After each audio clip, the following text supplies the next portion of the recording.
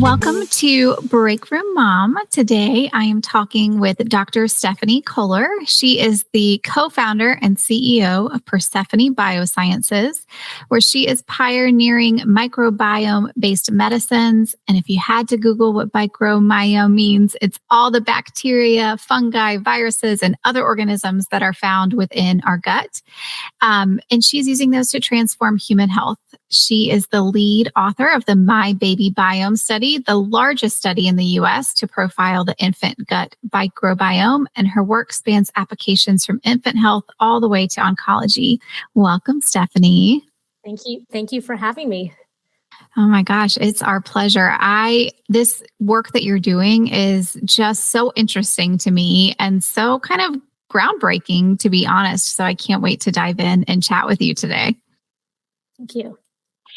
My friends, something that I like to do with all of my guests, perhaps you're familiar. I see that smile growing a little wider, so perhaps you're familiar, but I like to do something called Our Turn for a Tantrum, where you get about 60 seconds to vent about anything your heart so desires, and then I'll follow up with my tantrum because as moms and as businesswomen, I don't feel like we get this opportunity enough. So I'm going to let you have your moment, and then I'll follow up.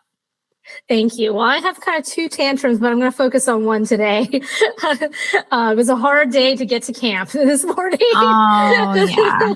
One of those days. But the tantrum I wanted to share is a frustration I have after preschool. When parents bring junk food to the playground.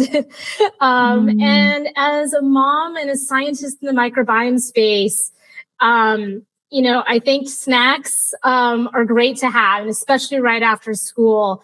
But, I try not to give non-healthy snacks to my child, but then she sees a plethora of non-healthy snacks coming out and gets upset about it. And so that's my tantrum today, is how to handle that. I've struggled with handling that because I, at the same time, don't want her to feel left out. But then also, I'm really trying to build, in her on what the healthy diet should look like and choices. Totally. It's so hard. I know those popsicles, it's summer, so like those popsicles come out, those sugary, juicy popsicles. Yes. I know. Well, my friend, my tantrum is very specific, but I hope that you'll appreciate it. There is a new Disney Descendants movie out. And I have an almost 8-year-old and an almost 6-year-old who have been so excited for this movie to come out. It's on Disney Plus. You can stream it. But here's how the trajectory of my week has gone. It's gone from like, oh, cool, we have a new movie that we can watch together as a family, to like, oh yeah, this is pretty good. I love these songs, to, oh my gosh, I'm getting really tired of hearing these songs, to if I have to watch that darn movie one more time, because we have watched it every night this week. And my husband's been traveling. So I've been like the solo parent with them. And I'm just like, I have had it with this movie, but I get it. It's cute and it's fun, but I'm like, I'm over it. I'm ready for us to move to our next phase. Absolutely. Stephanie, you are probably the most credentialed guest I've had on my podcast so far. And so I am really curious. You have a PhD in chemical engineering. You've spent years working on synthetic biology platforms. But I know things changed for you when you had your daughter, Elizabeth, and when she was 6 months old, and you kind of looked into her gut health. And you went on a completely different trajectory. So talk to me a little bit about that and what led you in this direction. Yeah. Well, I became a scientist and did my PhD at Caltech because I lost both my grandmothers to cancer when I was a young teenager, and it inspired a personal passion in cancer research, but also how to prevent it. And that was the work that I did at Caltech, was really focused in developing new cancer gene therapies. And when I started our company, Persephone, actually 9 years ago, for the first 5 years, I was only working in cancer research, trying to fix the microbiome of cancer patients. Because if they have a healthier microbiome, given most of their immune systems in the gut, they might have an opportunity to respond better to cancer drugs. Could we get more cures, more durable responses? And that was really my focus. And then I had my daughter, and about 6 months in, a well-known pediatric scientist had come to me. And this is during COVID. She's now 5. And he said to me, he's now our chief medical advisor, he said, you're trying to fix the microbiome of cancer patients so they respond better to treatment. Why don't you fix the microbiome of babies? And this to me was exceptionally upsetting because my daughter was off camera about a few feet away. What is wrong about my daughter? What is going on with my daughter? Second of all, I'm an expert in this field of microbiome. Yes, I've been focused in cancer, but what is this major problem that he's talking about that can impact their immune system? And so that's how I got into this. And kind of the rest is history after that.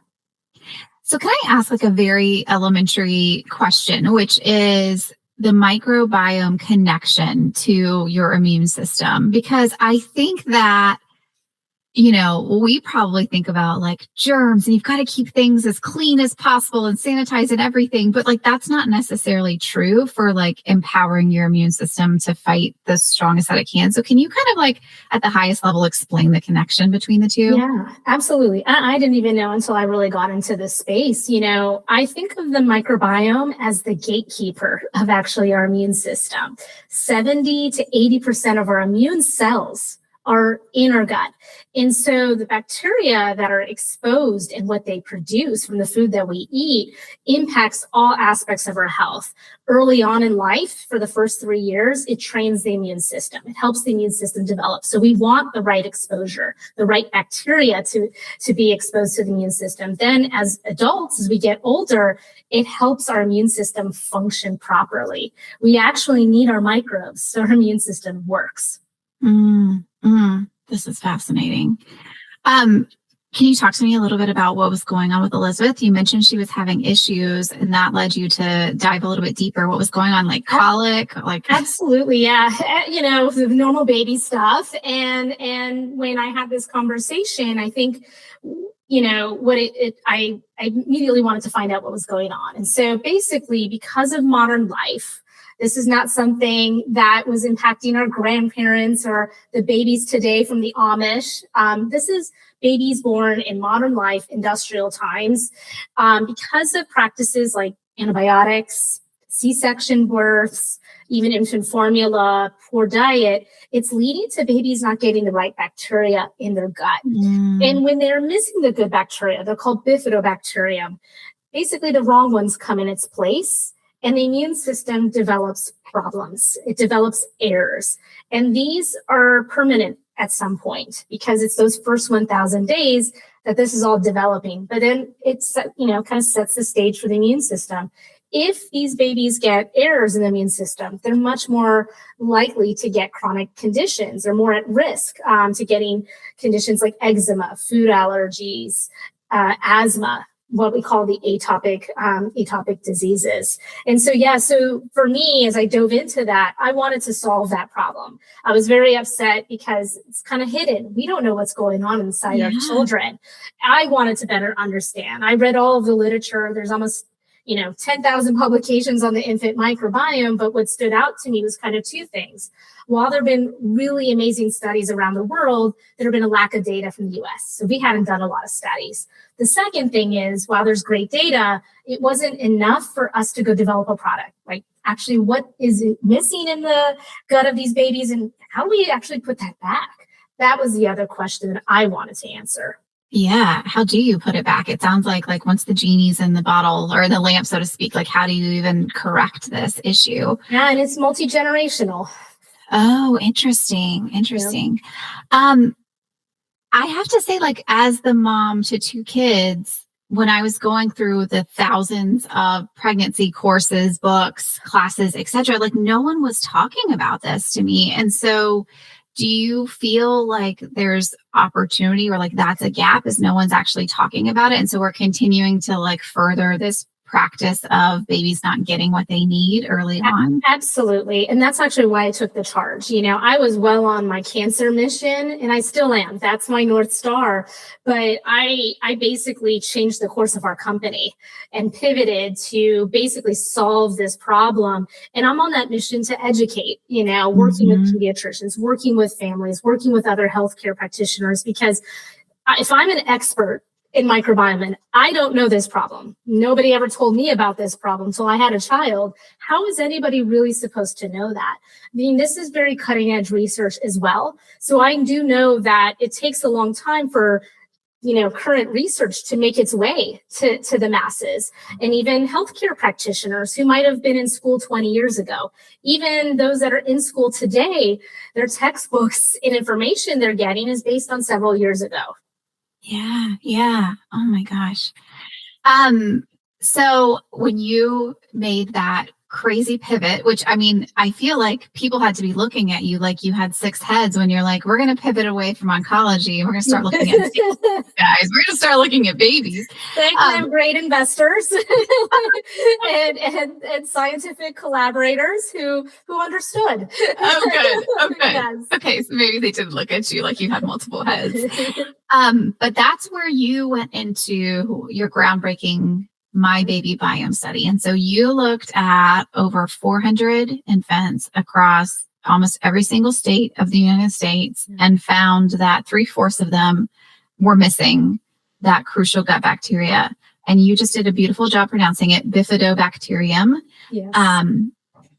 So you mentioned the primary reasons babies are lacking this is due to antibiotics. You talked about the multi-general effect. Like anything else that we need to know, like why babies are lacking this? Yeah, I mean, I think the birth mode is a huge part of it. Vaginal born being versus C-section, and feeding mode as well. So when babies are born vaginally, they get the birth, not just the microbiome of the birth canal, but really what's seeding them is the mother's gut microbiome. So there's a little bit of poop essentially coming out during the process. And that's what gives the microbiome to the child. That's really the first seeding event. So the child's microbiome will look somewhat like the mom's initially. C-section is very different because that's a surgical procedure. Antibiotics, of course, are involved. But the child's first microbiome, they're being exposed to the microbes in the hospital, as well as skin. And so we see that there's these fundamental differences in these microbiomes. But why it's multi-generational is that when a mom is born via C-section, that mom might then be missing those bacteria and may not be able to pass it on. And that can happen to all family members. The child does have an opportunity to get microbiomes from other members, even siblings, quite a bit. But if everybody else is missing it, the baby's really not going to get it. Yeah. And that's kind of what we're seeing in our work. And there's no way for them to get it from, like, example, their sibling goes to daycare or preschool and is coming back with things. I mean, like, you're not going to get it into your gut necessarily that way. You might, because, remember early on when they're little ones, they constantly put things in their mouth. And that's actually when we've done microbiome studies in daycare settings. That's actually where we see a lot of microbiome exchanges happening. So that is a great place. If other kids in the daycare or other siblings have it, they might be able to get it. Okay. That's helpful.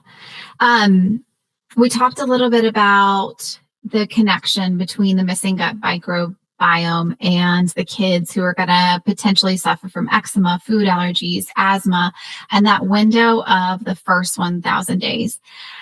How can we, those first 1,000 days, I'm just thinking about like how stressed we are as moms to begin with when we have this newborn and then this toddler, and we're responsible for them and their health and all that kind of stuff. And so I think we can feel a lot of pressure about making the right choices, whether that's breastfeeding, formula feeding. If you're formula feeding, what kind of formula you're feeding with, the C-section versus vaginal, which in some cases may not even be a choice. Yes. So you cannot determine. So how can moms sort of think about this first 1,000 days, think about the microbiome that they need to have their baby exposed to in a sense of empowering and not just like anxiety or not feelings like, oh my gosh, I've already messed this up? Yeah. No, I'm there, and that was my journey as well, is trying to figure this out. Now that I have the knowledge, I started really focusing on the research when my daughter was 6 months old. And what I learned is that the microbiome is developing in those first 1,000 days, really the first 3 to 4 years. It starts out with maybe 12 kinds of microbes, a dozen. It's a very simplistic environment. It only wants to see milk. So it's very basic fermentation that trains the immune system. But as the child eats solid foods, the microbiome starts to further develop. We get more types of bacteria. By the time that they get into elementary school, their microbiome has over 100 types, more like you and I. It's not quite like an adult microbiome yet, but it's pretty set. It looks much more like us than it did in infancy. And so during that, kind of time period, my thoughts for parents is a few things. One, as early as possible, introduce Bifidobacterium back, with the right probiotic strains, but the right prebiotics from breast milk, human milk oligosaccharides. But also, think about, it's an ecosystem. It's a beautiful garden that's starting to flourish and thrive. The best things is to make those microbes as healthy as possible. And through what? Good fiber, fiber, and potentially fermented foods. Kids love yogurt, kefirs, not with sugar, but really looking into that and to incorporate natural probiotics, but also with the right fiber. Okay, that's good advice. As a scientist yourself, how do you balance in your house and with your own child? Like, we need good germs, but we're also like running around with Lysol wipes, like wiping everything down. Like, in your own home, how do you navigate that without like overthinking it too much? Yeah. I mean, this research that we did, the hygiene hypothesis was that are we too clean? And, I really try to encourage my daughter actually to get as dirty as possible. We need to wash hands, of course. We don't want viruses to spread. And I think that's something great that I really heard preschool is very good about. You come into the class and you wash your hands. Don't talk to anybody until you washed your hands. Before you're eating, you're washing it. So really good hygiene on that. But I think we need to do everything in moderation. Let's not overdo it, because that's what we think is part of what's happening here. It is the antibiotics, of course, but it is too much antibacterial everything, and maybe even using hand sanitizer too much. It's really thinking about those microbiomes that are on us, but then also in our environment. Yeah. And I can imagine with the COVID and the pandemic, like all of that, hand sanitizer became that much more normalized in every store, every window, every place you go.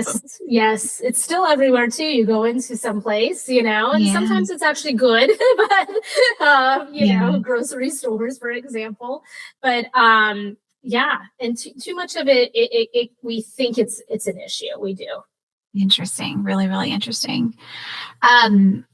Let's talk about Poop for the Cure and your pathway there. So your team used AI to map all the deficiencies that you were seeing.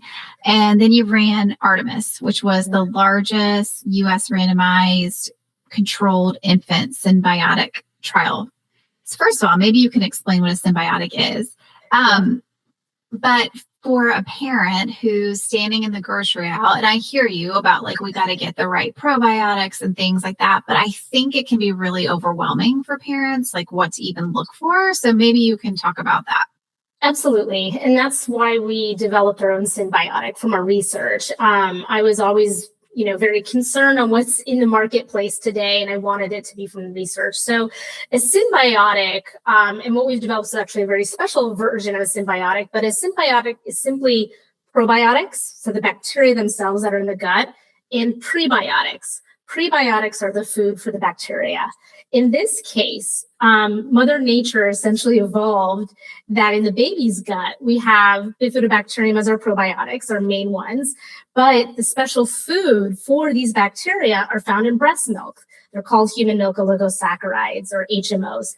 They're the third largest component of breast milk, third largest. Wow. And these oligosaccharides, essentially sugars, they do not feed the child. They feed the bacteria. And so we call this actually a very special type of symbiotic. We call it a synergistic because they synergize. In the baby's gut, they come together and they basically take over the baby's gut. It's over 50%, these beautiful bifidobacteria, essentially.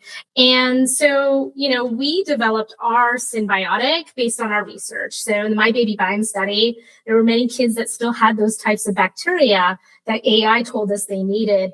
And so in our lab here in San Diego, we isolated many strains of those species from poop. Baby poop. That's the name, poop for the cure. Poop for the cure.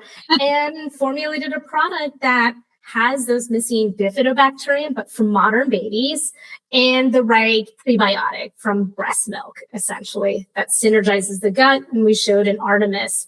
For parents, that's one of the reasons why I created this product. I wanted a product that I could give to my child and feel very confident. We also have something called the Clean Label Project award that we got. We're the first and only symbiotic for infants that have received that. And that's really third-party analysis of heavy metals and contaminants. And that's something I think that parents should be really looking for, especially for infants and toddlers, is what kind of third-party validation has happened. We know, unfortunately, there's been some baby food that's been on the market that had high levels of lead, for example, or other contaminants.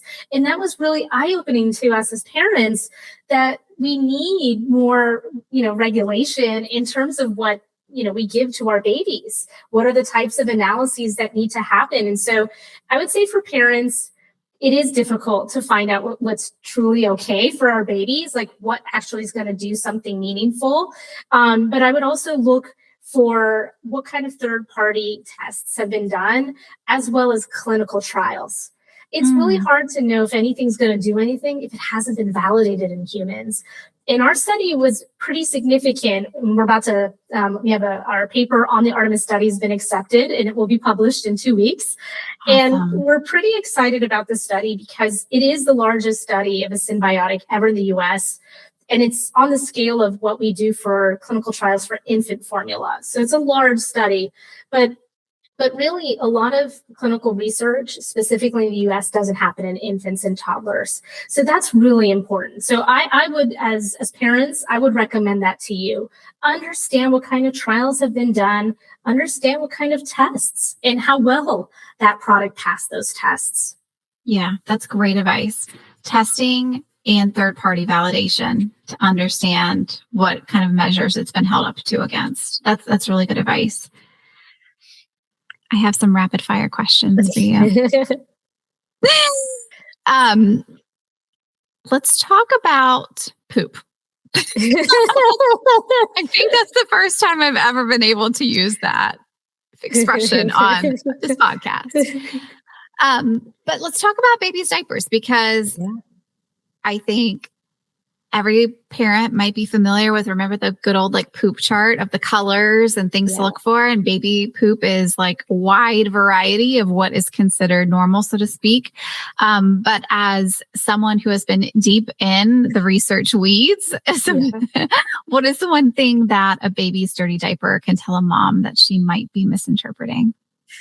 Yeah, I think, as their microbiome is developing and as they're eating new foods, they're going to have a lot of changes in their poop, sometimes real extremes, but that's pretty normal, right? Some of us may take it, oh my gosh, what's happening? They're having diarrhea all of a sudden. It's just their body is adjusting. Now, if that happens a lot in a short amount of time, then yes, maybe that is something definitely.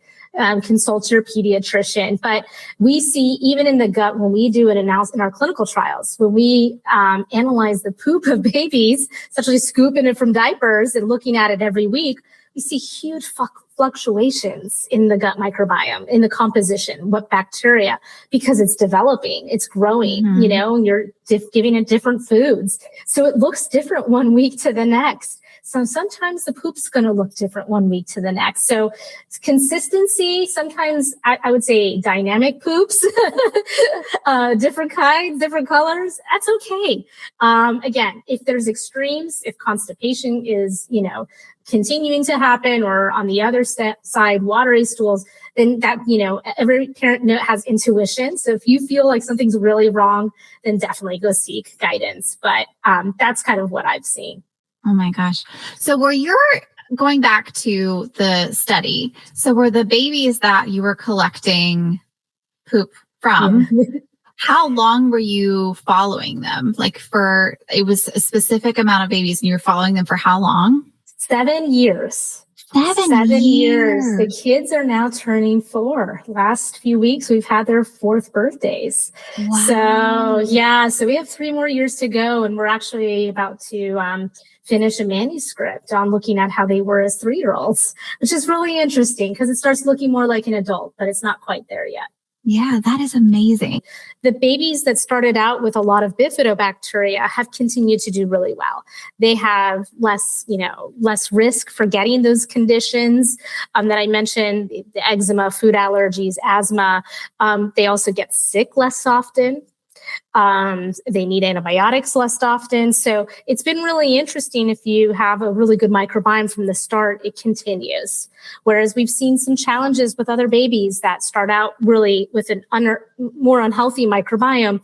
Unfortunately, that trajectory for the most part starts to stay. So it is really suggesting that microbiomes of these babies do need support.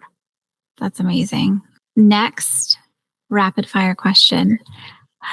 You are the CEO of a biotech company and a mom. How do you handle all of this pressure? And what is your favorite hack for escaping the pressures of mom and businesswoman? Yes, it's really hard. It's really hard. Every day it's a new challenge. And I want to be there as much as I can as a mom, but there are times I have to be emailing morning, noon, and night, or being on conference calls. And thankfully I have a wonderful daughter that appreciates that and supports me. But the way I handle it is really the weekends. I make sure I spend as much time as I can. And people know I'm not going to email them. I try not to do too much business on the weekend. One, I get burned out. But second, that's the time, and my daughter knows that's the time that we give to her and specifically me.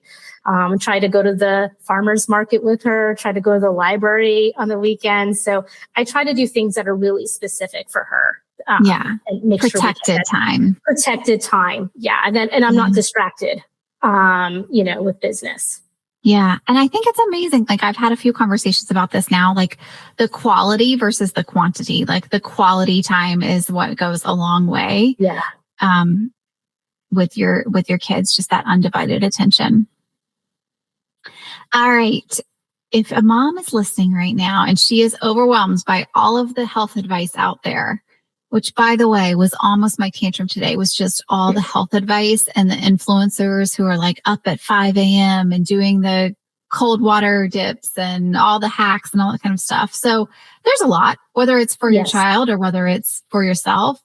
But what is one thing that mom can do to stack the odds towards calmer digestion and a stronger immunity for her baby? Absolutely. I do think, our research was very compelling that showed that how important bifidobacterium are to the foundation of the gut microbiome. These are something special. They're called keystone bacteria. Keystone, any kind of keystone species like the wolves, are really key to an ecosystem. You remove them from the ecosystem and it collapses. It's actually a very simple fix, and we've shown that in our Artemis clinical study, that if you put back those missing bifidobacteria, they thrive actually very quickly because it's natural. It's what the gut needs. And we've seen that does, make a calmer child. We've had statistically significant increases in sleep, which for a child, that helps the child, but for us parents, it helps us sleep more too. 100%. And more regularity, better appetite, less diaper rash. So that is that's my hack for parents, is try to put the bifidobacteria back, help us restore it. But I think that's something that's going to lead to much calmer and better sleep for everybody. Yeah. And we're going to tell our listeners how to get there and how to order the symbiotic that your group has developed for sure. Thank you. Yeah.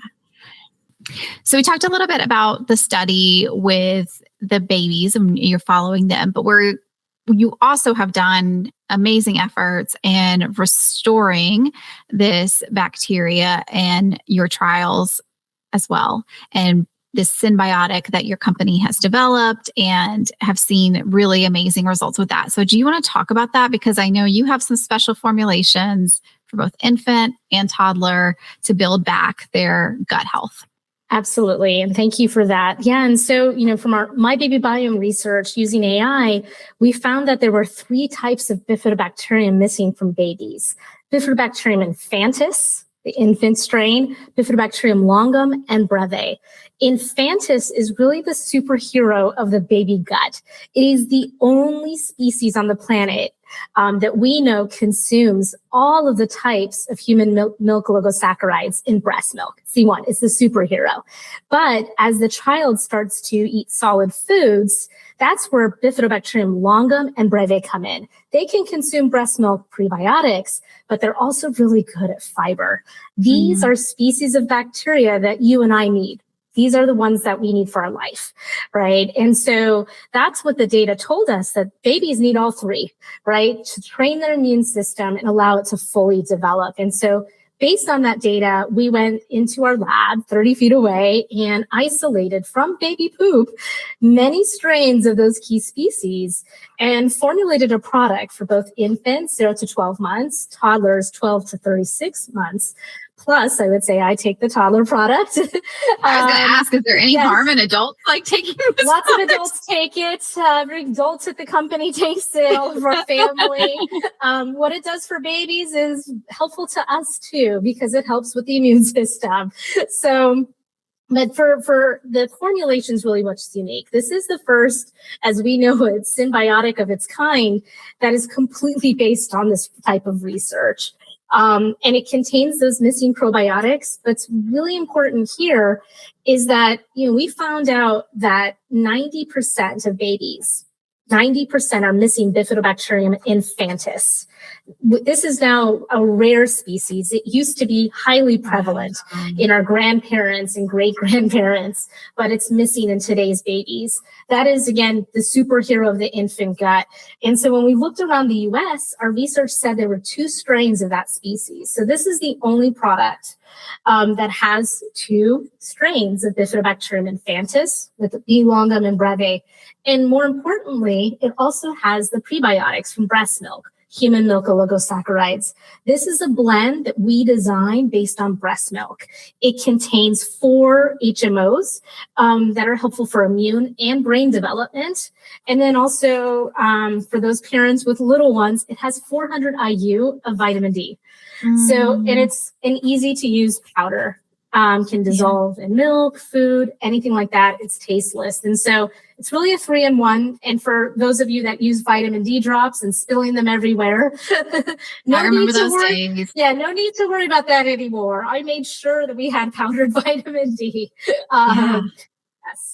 And that's amazing. You don't have to store it in the fridge or anything, because I know sometimes there's those live probiotics, but then you have to store them in the refrigerator to keep them intact and all that kind of stuff. So this is nice and easy. Absolutely. What about babies or toddlers who are already presenting with dairy allergies? Can they take these products? That's a great question. Of course, consult your pediatrician, but we have a nationwide network of pediatricians that are recommending our product. We have a sampling program, and many of them have noticed that it's well tolerated by those with milk allergies. And that's something that we see a connection of the microbiome with. So a healthier microbiome should help with reduction of some of those symptoms. Oh, friend, I wish I had found you in the year 2020 when I had this baby who was screaming with a dairy allergy and fighting me at every step. All right, my friend, last question for you, and then we're going to wrap up with the cheat code. Tell me about the name Persephone. Is there any special significance there? Absolutely. Persephone is the Greek goddess of the underworld. And Hades, the god of the underworld, lured her with a pomegranate And in order to make the really potent antioxidants that are known for in pomegranates, you need gut microbes to do that. Today, modern life, we're missing those microbes for the most part. So at Persephone, we figure out what's missing in the gut microbiome and we put it back. Very cool. Very, very cool. All right, Stephanie, the last thing we're going to wrap up with is a segment I like to do called cheat codes. So cheat codes are anything that has just made your household run more smoothly, your life run a little bit easier. We're all just sharing these so we can learn from each other. So do you have one to share today?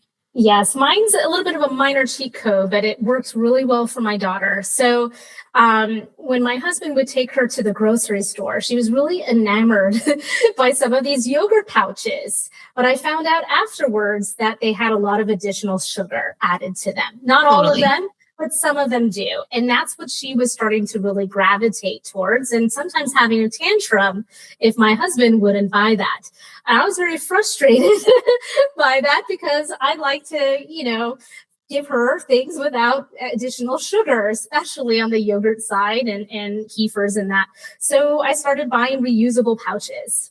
And we would make all kinds of different smoothies that were really microbiome friendly. In fact, even putting our product, our Symbiotic, in the pouches, and would stockpile these in the refrigerator. So anytime he would go in the grocery store, we just give her one, or after gymnastics or after some activity, just give her one of these really, pre-made pouches. But she thought it was the same as what's at the grocery store. So that's my hack of the day. That's so smart. That is so smart. I love it. And yes, I hear you. They get you with the cuteness of the products, the characters sometimes, like the characters being on them. So I love this. So I made sure I bought some Elmo pouches. There's great reusable pouches online of cute ones, different characters. The look almost the same. Yes, that is a good hack, my friend. I love it. Stephanie, you have been a joy to chat with. I am so inspired by our conversation and the work that you're doing. Keep on keeping on. I wish you so much success. And for everyone listening, head to Persephone.bio to purchase an infant or toddler symbiotic, or potentially both if you have both in your household, or you're an adult who just wants to sneak in the toddler formulation. And Stephanie, you've been gracious enough to share a code with us, Breakroom 30, so that folks can receive a discount on your products. Thank you. Thank you so much for joining us today. Really appreciate it. Thank you for having me.